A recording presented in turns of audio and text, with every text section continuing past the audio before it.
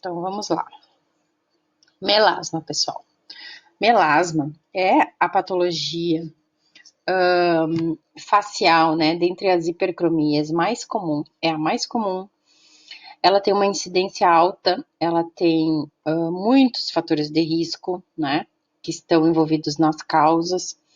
A fisiopatologia dela, ela é simples, porém, como existem muitos fatores de risco, a gente dificilmente consegue controlar a manifestação dela, né? Então, por isso, para a gente, né, para todos os profissionais que trabalham com estética, o mais importante é o entendimento da fisiopatologia aliado aos fatores de risco, para que a gente consiga frear, tá? Frear essa patologia, diminuir a manifestação, amenizar, né, com a melhor proposta terapêutica. Então, depende do que a gente vai conseguir identificando, né, na nossa avaliação clínica, e que informações a gente vai conseguir coletar para definir a melhor abordagem terapêutica. Então, daí a importância dessa aula para vocês, já que é a patologia mais comum, tá? Então, começamos pela identificação, pessoal. É uma patologia, o melasma, ele é crônico, porém ele é adquirido, tá? Ele não vem desde a infância, certo? Aparece normalmente na fase adulta. Uma hiperpigmentação, tá? Escuro, nas áreas expostas ao sol, de cor castanha, né? Outra característica que eu gosto de chamar atenção é simétrica, tá? Ou seja, se dividirmos a face ao meio, como é feito lá nas avaliações de visagismo, por exemplo, né? De um lado do rosto e do outro lado precisa ser igual ou muito parecida. A mancha, ela precisa existir dos dois lados, certo? Ela tem bordas irregulares, ó. Não tem um desenho certo, né? E de um lado pode ser diferente do outro esse desenho, tá? Essas bordas. Porém, os limites onde tem mancha e onde não tem, eles ficam bem definidos, tá? Então, essa é a característica clínica, digamos assim. Como é que eu reconheço um melasma, tá? Observando estas características aqui e unindo com a história da paciente, onde ela vai dizer que foi adquirida, que ela veio depois do sol, de um verão, ou que ela veio depois de uma gravidez, ou a gente vai investigando, tá? Mas não pode ser aquela mancha que vem desde a infância, tá? Não vai ser chamado de melasma. Então, aqui, nessa imagem de frente, fica mais fácil até a gente verificar a questão da simetria, tá? Ó, divide a face ao meio, certo? Tenho desse lado, tenho deste lado. Tenho deste lado, tenho deste lado. Por mais que são desenhos diferentes, tá? Mas tem, dos dois lados da face. Indo aqui para a questão dos fatores de risco, né? A cada ano, essa lista vai aumentando, certo? Desde que eu venho estudando melasma, essa lista vem aumentando. Mas o continua sendo, né, o principal, né, o campeão, continua sendo radiação ultravioleta, tá? Mas também temos a via de estimulação hormonal, então a gravidez, o uso de contraceptivos, a presença de tumores ovarianos ou ovários policísticos, tá? Ainda vem alguns cosméticos, às vezes, ou reações a cosméticos, posso dizer para vocês, tá? Assim como medicamentos fotossensibilizantes, deixam a pele mais sensível à radiação ao sol, tá? Então, são fatores de risco para o melasma. A presença de inflamação, tá? Na pele, principalmente, né? Mas, às vezes, é um agente externo que inflama a pele, o que deixa a pele quente, e isso gera, então, o fator de risco para melasma. O estresse via ACTH e cortisol, né? E a própria herança genética, tá? Mas olhem que a herança genética vem por último, tá? Então, esses outros fatores, eles têm uma predisposição maior Assim como é mais comum em fototipos mais altos, tá? Então, peles mais morenas, 3, 4 e 5, tá? E dos 20 aos 35 anos de idade. A melanina, então, que é a nossa culpada, digamos assim, né? Pela formação ou aparecimento dos melasmas, ela vem sendo produzida dentro do melanócito, como a gente viu na aula anterior, né? A cascata de melanogênese, tá? E vai sendo depositada na superfície. Então, no momento que o hormônio melanócito estimulante é liberado e ativa o receptor na membrana do melanócito, né? Que receptor? MC1R inicia a cascata para a produção de melanina. Pode ser eumelanina ou feomelanina. No caso do melasma, é principalmente a eumelanina que vai ser liberada, de cor mais escura. Essa cascata, gente, ela tem uma estimulação. A cascata de melanogênese está aqui, tá? Dentro do melanócito, que é essa célula marrom que vocês estão vendo aqui. Então, ela é ativada a partir da ligação do hormônio melanócito estimulante, tá? Liberação dele, através, então, da liberação dele e ligação com o receptor MC1R na membrana do melanócito. Então, vamos lá. Quem ativa a liberação de hormônio ou alfa-MSH, né? Melanócito estimulante. Vem aqui via, né? Queratinócitos. Queratinócitos que, olha lá quem vem lá em cima, o sol. As radiações ultravioleta ativam no queratinócito uma resposta por via de estresse ou por via inflamatória. São duas vias que podem ser ativadas. Então, vamos aqui. P53 é a nossa proteína sinalizadora de estresse celular, tá? Quando a radiação solar ativa a nossa via de estresse celular, o que nós temos? A ACTH. A ACTH favorece liberação de MSH, que é o nosso hormônio melanócito estimulante. Então, temos a ativação da melanogênese, ok? Depois, a via inflamatória, que também é ativada pelo sol, pela luz solar, pelas radiações. No momento que a célula estressa ou sofre um dano, ela inflama. A interleucina 1 aparece na cascata inflamatória, mas também outras, tá? Também respondem via MS e via ACTH e ativam o nosso receptor e ativam a melanogênese, tá? E também o que vem como informação nova nos últimos estudos é que dentro do melanócito, no momento que é ativada a via do fator de crescimento fibroblástico, tá? Eu também tenho maior liberação de ACTH e MSH, tá? Então, fator de crescimento fibroblástico, ele pode vir de uma via inflamatória do queratinócito ou de uma via inflamatória do próprio fibroblasto, que vai estar na derme logo abaixo, tá? Aqui. Fator de crescimento fibroblástico, tá? Então, quando o fibroblasto inflama, ele ativa esse receptor no melanócito. Quando o queratinócito inflama, ele também ativa esse receptor no melanócito. Os dois vão cair aqui na ativação da melanogênese, certo?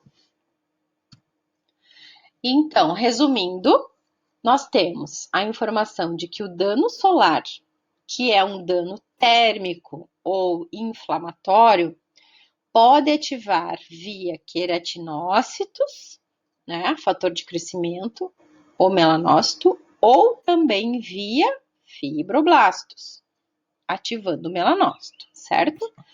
Entendendo que o dano térmico ou inflamatório pode vir também de um ferimento ou de outro tipo de lesão, não somente a lesão solar, certo? Então, por isso que eu coloquei aqui ferimentos, em geral. E também, pessoal, o que eu acrescento é que o estresse por a liberação aumentada, né, da via de cortisol e ACTH tem uma influência direta no melanócito, tá bom? Então, está aqui o nosso quadro resumo de influências para a formação do melasma, via queratinócitos, ou via fibroblastos, ou via estresse, tá certo? Vou mostrar um videozinho para vocês aqui, para ilustrar um pouquinho essa fala, tá? De como acontece, então, a liberação dessa melanina e como esse melanócito vai reagir. Então, nós temos aqui o melanócito, uma célula dendrítica, né? Com os seus melanossomos cheios de melanina sendo transportados, tá? Os melanócitos ficam, então, lá na camada basal da epiderme, tá? E vão sendo estimulados a liberar grânulos de melanina dentro dos seus melanossomos, que são essas cápsulas, tá? Esses melanossomos vão sendo carreados ao longo dos dendritos, e vão sendo depositados sobre o núcleo dos queratinócitos vizinhos, formando uma espécie de guarda-sol, né? Essa melanina aqui é a melanina fisiológica adequada e necessária e também aquela que dá a cor da pele. Porém, muitas vezes, dependendo do tipo de exposição que esse indivíduo tem ao longo da vida, a radiação violeta, ela tem uma capacidade grande de causar danos no DNA celular, que a gente vai chamar de mutação, né? Uma adaptação ou uma alteração nas nossas duplas hélices de DNA, gerando uma mutação. E no momento, então, que ocorre uma mutação, esse melanócito, ele passa a ter uma função diferente, tá? Ele vai produzir uma melanina diferente, com quantidade diferente, e muitas vezes gera o crescimento desse melanócito e outras alterações que vão aparecer na pigmentação dessa pele, tá? Então, a radiação solar é o nosso carro-chefe, por quê? Porque ela leva muitas vezes à mutação. Essa mutação também pode gerar um câncer de pele, certo? O mecanismo é o mesmo, né? Então, quanto mais melanócitos afetados por essa mutação, por essa exposição solar excessiva, né? Maior vai ser o nosso depósito, né? Ou a nossa mancha lá na superfície, né? Maior e mais ela vai se espalhando conforme essa proliferação for acontecendo, ou o dano solar for acontecendo, certo? Então, voltando aqui, nós vamos acrescentar, né, que normalmente no ciclo de produção de melanina, então, podemos ter eumelanina, feomelanina e melaninas mistas, dependendo da nossa característica genética, né, do que o nosso melanócito é capaz de produzir. No melasma, pessoal, os melanócitos não são comuns, tá? Eles vão apresentar algumas alterações, como eles vão ser maiores, tá? Como tá escrito aqui, com mais dendritos, com dendritos mais longos, tá? E com mais melanina. Eles também vão ter maior número de receptores para estrógenos e progesterona. Por isso, esses hormônios, que são os hormônios femininos, por isso que eu falei lá para vocês, ovários policísticos, pílulas, né? Vão aumentar a nossa melanogênese. Então, quando eu tenho esses melanócitos alterados, eu tenho aumento de receptores para estrógeno e progesterona no epitélio como um todo, e por isso, então, esses melasmas vão, esses melanócitos vão gerar uma melanogênese mais evidente, tá? Aqui a gente vê num corte histológico, tá? Só para ilustrar para vocês, uma pele sem melasma, então ela tem uma quantidade mais organizada de pigmento, e uma pele com melasma tem uma quantidade muito maior, melanócitos maiores, né? E um depósito maior, uma região muito mais escura de melanina aqui, tá? Quando acontece um dano solar muito grande, ou uma inflamação, ou, né, quando essa pele é constantemente danificada, também ocorre um dano dérmico, que aparece aqui nessa imagem, tá?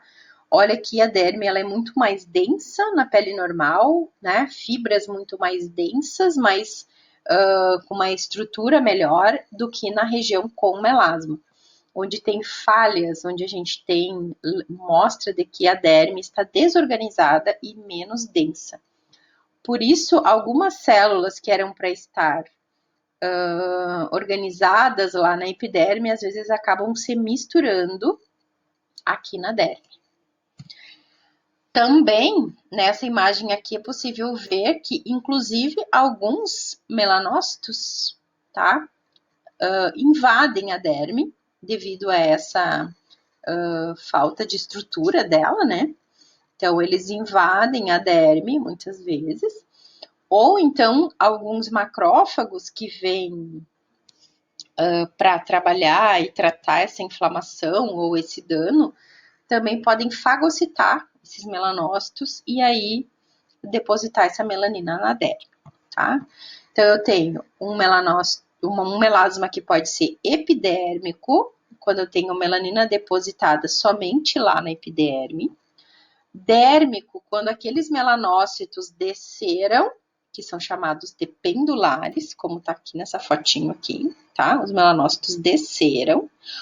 Ou teve inflamação e os macrófagos fagocitaram esses melanócitos. Então, a gente chama de macrófagos melânicos. Também vão estar na derme, tá?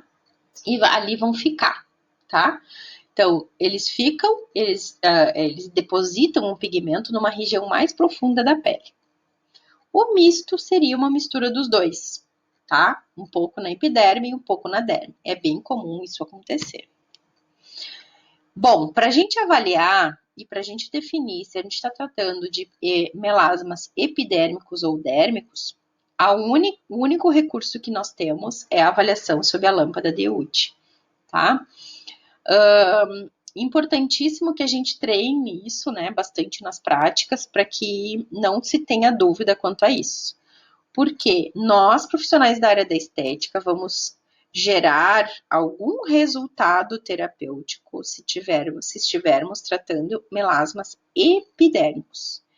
Os melasmas dérmicos não apresentam bom resultado, tá? Então, já vou saber que abordagem terapêutica eu tenho que gerenciar, né, no momento da avaliação. Então, aqui, olhando para um exemplo assim de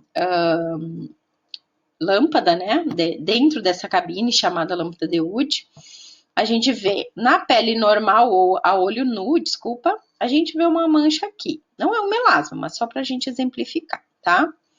Quando eu passo para o interior da cabine, eu vejo que essa mancha ela se torna bem enegrecida, certo? Então, eu tenho aqui uma produção de melanina epidérmica. Eu vou dizer uma mancha epidérmica, tá? Quando eu observo, por exemplo, essas manchas mais nessa região, tá? Que não estão bem definidas. E aqui elas aparecem azuladas, né? Embaçadas, parece assim que tá embaçada a imagem. Essas são dérmicas, elas são escuras, elas são profundas, desculpa, são dérmicas, né? Mais difíceis, então, de serem tratadas por nós. Também pode acontecer, durante uma avaliação, a observação a olho nu, onde não se tem uma mancha definida, né? Não se observa uma mancha, porém, a luz de Wood é observado algumas lesões, né? Hipercrômicas. Então, o que nós temos aqui? Um tom azulado, embaçado, tá? Por isso, uma mancha dérmica. E por isso ela não é visível a olho nu, certo? A lâmpada de Wood também nos traz muitas vezes uma forma de avaliar o filtro solar, tá? Já que ele se mostra, né, bem opaco na luz, então dá para avaliar se foi bem aplicado e se ele é eficaz, tá? E aí eu venho com vocês para finalizar, falar um pouquinho, né, sobre abordagem terapêutica, apesar de não ser esse o objetivo dessa aula, mas dizer que nós temos que tentar impedir ou inibir os fatores etiológicos, tá? Eu listei eles aqui: radiação ultravioleta, inflamação, hormônios e estresse, tá? Todos eles levam à melanogênese, tá bom? Porém, radiação ultravioleta nós conseguimos inibir, de certa forma, com FPS. Inflamação, só se soubermos a patologia de base. Hormônios, mesma coisa. E estresse, só se, né, se tivermos uma abordagem médica, muitas vezes, né? Então, onde nós vamos conseguir atuar? Nesta questão de exposição solar, tá? Nestes três, nós temos que partir para investigação e encaminhamento de tratamento, muitas vezes médico ou de outras áreas.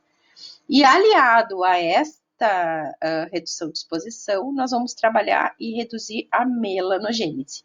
Para isso, nós temos diversos agentes despigmentantes à disposição, tanto de tratamento tópico quanto de tratamento oral, tá?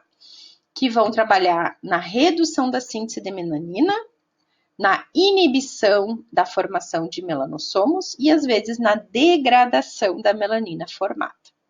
Assim, nós vamos trabalhando uma despigmentação, tá? Sempre aliada à fotoproteção. E, de preferência, que se faça a retirada dos fatores causais, se for possível, né? E para que vocês, para complementar, né, essa nossa aula, eu trouxe aqui essas 3 imagens das nossas manchas trabalhadas, né, nesse conteúdo. Então, diagnóstico diferencial, Efélide, estão aqui. Manchas acastanhadas, arredondadas, em grupo, num mesmo tom, com uma forma arredondada bem definida, tá? Com característica genética, ou seja, vem desde a infância. Lentigo, manchas únicas, normalmente, sem um padrão. Se eu tenho outra, normalmente ela tem um formato diferente, tá? Não tem a simetria do melasma, elas vêm em locais aleatórios, elas têm histórico solar e histórico senil, ou seja, em pessoas de mais idade, tá? Em áreas fotoexpostas. Um tom castanho único, geralmente, mais uniforme e com bordas bem bonitinhas, arredondadas ou ovaladas, tá? E o melasma tá aqui, que a gente acabou de falar. Então, simetria em forma de placa, né? Um lado igual ao outro, um tom castanho, né? Então, isso que a gente acabou de comentar, tá? Seria isso por hoje, então.